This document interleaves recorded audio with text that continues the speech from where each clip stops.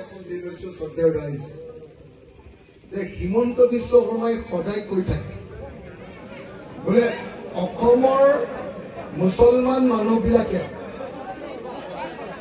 শৰ্মাই সদায় কৈ থাকে বোলে অসমৰ মুছলমান মানুহবিলাকে সংখ্যালঘু মানুহবিলাকে হিমন্ত বিশ্ব শৰ্মাৰ মতে তেওঁলোকে বোলে অসমক ভাল নাপায় ভাৰতক ভাল নাপায় বোলে অসমৰ মুছলমান মানুহবিলাকে পাকিস্তানকে ভাল পায় এনেকে বুলি সদায় বদনাম কৰি থাকে নে নাই সেইকাৰণে মই আপোনালোকৰ সন্মুখত জয় আই অসম কৈছিলো তাৰমানে যিখন অসমত আছো সেই অসমৰ জয় হওক মানে আৰু যেতিয়া মই জয় আই অসম কৈছো মই দেখিলো যে ইয়াত থকা সকলো মানুহে একেলগে হাত দাঙি জয় আই অসম চিঞৰি দিছে এইটোৱে প্ৰমাণ কৰিছে যে হিমন্ত বিশ্ব শৰ্মাই মিছা কথা কয় তেওঁ অসমৰ মানুহক অসমৰ মুছলমান সংখ্যালঘু ৰাইজক বুজি নাপায় তেওঁ মুছলমান সংখ্যালঘু ৰাইজক এনেই শত্ৰু বুলি ভাবি এই সংখ্যালঘু ৰাইজক পাকিস্তানৰ সমৰ্থক সজাইছে কিন্তু প্ৰত্যেকজন সংখ্যালঘু ৰাইজে অসমীয়া আৰু তেওঁলোকে অসমক ভাল পায়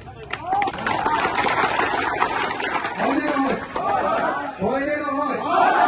মই 2024 চনৰ 26 অক্টোবৰ তাৰিখৰ পৰা আজি ছমাহ হ'ল অকল গোটেই মিটিং বিলাকলৈ গৈ আছো মই ঘৰলৈ যোৱাই নাই ঘৰত একদিনো থকা নাই কেৱল মিটিং কৰি আছো কেতিয়াবা ধুবুৰীলৈ গৈছো কেতিয়াবা শদিয়ালৈ গৈছো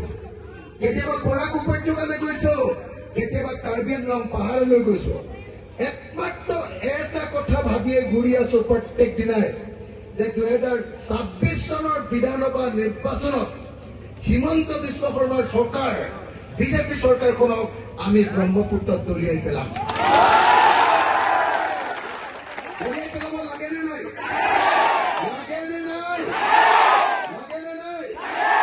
কিয় দলিয়াই পেলাব লাগে প্ৰথম সেইটো কথা পাতিম বৰপেটা জিলাৰ কালহাজী বজাৰত অনুষ্ঠিত হোৱা বিশাল গণসমাৱেশত উপস্থিত থকা সকলো ৰাইজে সংকল্প গ্ৰহণ কৰে শপত খায়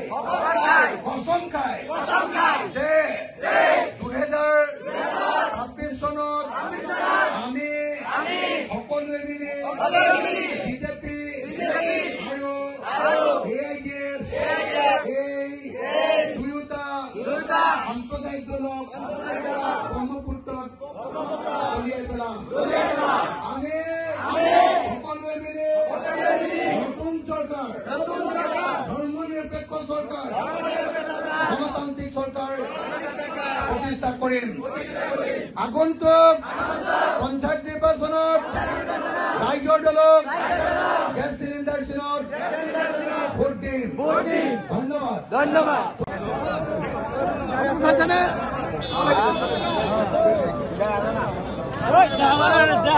দাদা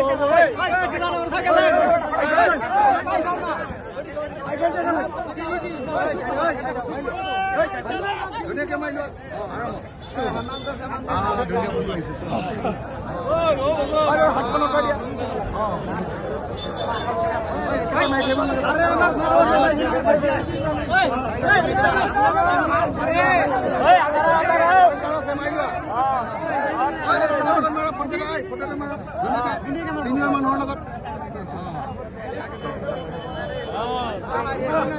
আমাৰ ৰাজ্যৰ